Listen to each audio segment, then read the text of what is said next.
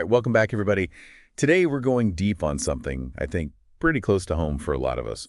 The state of small cannabis farms in California. How the original vision and the reality, they don't really match up. And we've got this article from marijuanacentral.com that's going to help us unpack this whole thing. It's called How Corporate Greed and Broken Promises Destroyed Small Farmers in California. You know, it's like we all had this idea of craft cannabis, community-driven.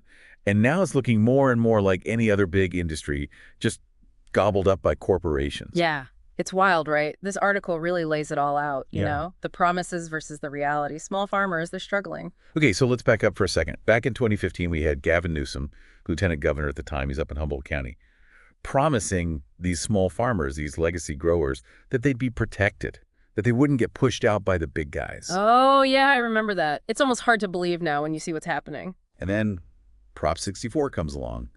We're all thinking, okay, this is it. 1 acre farm cap, keep things fair, level playing field right. 2 years later, poof, gone. Yeah, what happened there? Almost like those big farming lobbies down in Santa Barbara had something to do with it. It's like the system just, it works against the little guy. And then as soon as that cap's gone, these mega farms just boom, they're everywhere churning out cannabis like it's nobody's business. It's insane. These small farms, they're the ones who are doing things right, sustainable, real craft cannabis. And suddenly, they're competing with these giants. Yeah, think about Glasshouse Farms, right? They put out something like 230,000 pounds of cannabis in just 1 quarter. That's more than like all of Humboldt County combined in that same time. It's mind-blowing. And it's not just the amount, it's the whole system. Right? Absolutely. Regulations, the taxes. It's a nightmare. The article calls it a taxation nightmare, and it's so true. It's like they're trying to tax these small farms out of existence. Can you imagine a winery being told they can't have a tasting room? Never going to happen. And that's basically what they're doing to these cannabis farms. They can't sell directly to consumers. They're stuck with distributors, retailers, all taking their cut. And the farmers, they're left with practically nothing. It's no wonder so many of them are throwing in the towel. Half of California's licensed farms didn't even renew their licenses last year. It's a disaster. And there was this idea, right? Farmers markets, let these small growers sell their stuff directly to people, build those relationships, make a decent living. That sounds amazing. What happened? Newsom, he vetoed the bill that would make it happen. You're kidding? Nope, said it would put too much strain on the government. Oh, the irony. I know, right? So we've got this corporate takeover happening. What's that doing to places like the Emerald Triangle? The heart of cannabis country. It's devastating, honestly. It's not just about money. It's about people's lives, their communities. Absolutely. We're talking about generations of farmers watching everything they built crumble around them. Businesses closing, families leaving, property values tanking. It's a whole way of life disappearing. And the worst part is the people who are supposed to help. The state officials, the ones who were all about craft cannabis before, they don't seem to care anymore. It's unbelievable. It really makes you question what happened to those promises. This thriving, diverse industry feels like we just traded one set of problems for another. It's like we went from being afraid of getting busted to being afraid of going bankrupt. So what can we do? How do we fix this? Well, the article has some ideas. First, we need to fix the taxes.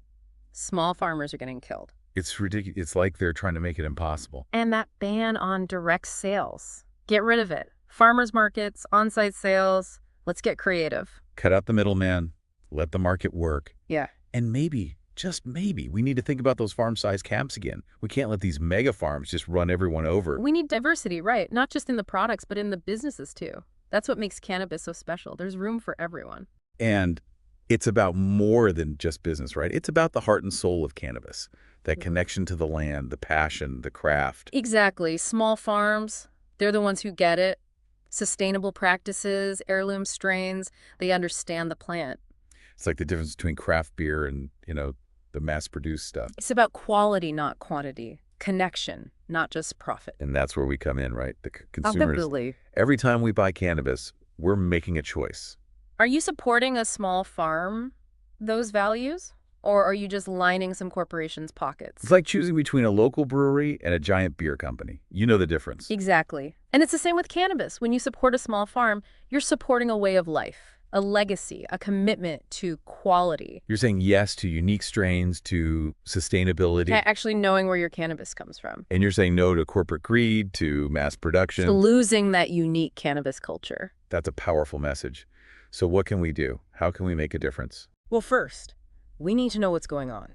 Educate ourselves, tell our friends, share information. And talk to our elected officials, right? Absolutely. Let them know this matters to us. And then there's the power of the dollar. That's right. Choosing to buy from a small grower, not a corporation. That speaks volumes. Putting our money where our values are. Investing in the future we want. Small farms thriving, cannabis culture alive and well, quality and sustainability winning out. It's not just about cannabis, it's about a way of life. Supporting small businesses, preserving our heritage. It's about remembering that cannabis is more than just a product. It's a connection to nature, to well-being, to a legacy. And that legacy is worth fighting for. It's about making sure the future of cannabis honors its past. Its roots in community, in sustainability, in the hands of the people who have always cared for it. That's the challenge and the opportunity. It feels like we're at a crossroads. Corporate greed or the heart and soul of cannabis. We have a choice to make. We can reclaim the narrative. Focus on the plant, the people, the communities. Remember that cannabis is more than just a product. It's powerful, it's got history, it's got culture. It's a connection to something bigger. To nature, to well-being, to a legacy that goes way back. And that legacy, that connection, we need to protect it. Make sure the future of cannabis reflects its past. The community, the sustainability, the people who've always taken care of it. And that's where you come in, our listeners. Every choice you make, every purchase, it matters. It's about putting our money where our mouths are. Supporting the businesses that align with our values. Using small, local growers. The ones who are committed to the real deal. Be an advocate. Spread the word. Let's create a cannabis industry we can all be proud of. Yeah. So as we wrap up this deep dive, remember the passion, the dedication, the small farmers fighting to keep their dreams alive. The future of cannabis is in our hands. We have the power. Let's choose a path that honors the legacy. Empowers the people who have always been the stewards. So go out there, be informed, be engaged. Be a voice for the kind of cannabis industry you want to see. Support your local growers. Advocate for change. Never stop learning, exploring, appreciating this plant. And the community around it. Beautifully said. Until next time, keep those questions coming. Keep exploring the world of cannabis. Stay curious, stay informed, and stay lifted.